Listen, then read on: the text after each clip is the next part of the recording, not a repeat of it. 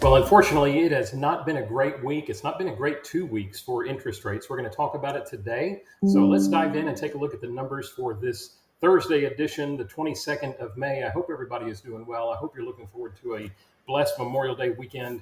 Um, Heartfelt appreciation for all of those that have made the ultimate sacrifice for this country and for those that mourn their passing as we memorialize them this coming Monday.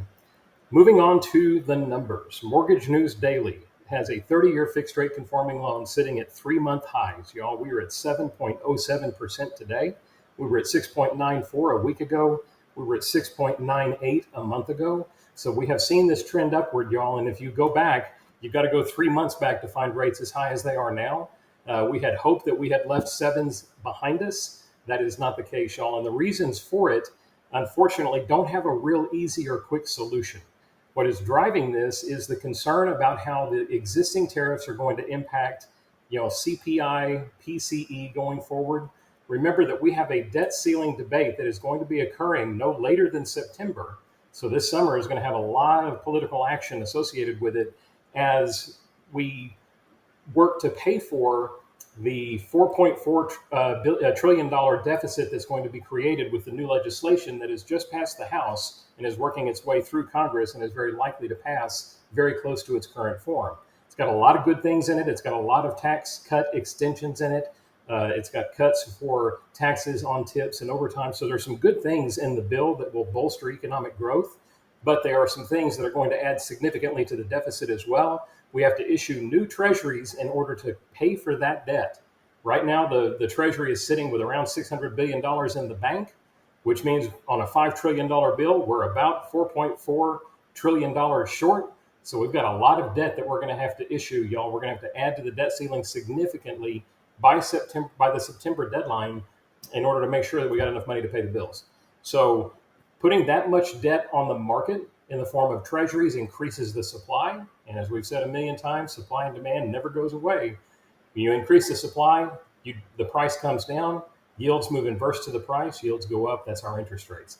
That's why we're seeing interest rates higher, y'all. It's long-term government deficit spending that is contributing to it more than anything else. A nice read on CPI or PCE or a weak employment report is not going to be sufficient to overcome those entrenched issues that are pressuring rates higher. So where it's going to hang out, don't know. But what I do know is, especially on going into tomorrow, which is a shortened trading day in the bond market and on Wall Street as well, going into a 3-day weekend, there's going to be a lot of volatility. I would not float going into that. So I'm encouraging folks to grab what they can grab today. Damage is already done with current pricing.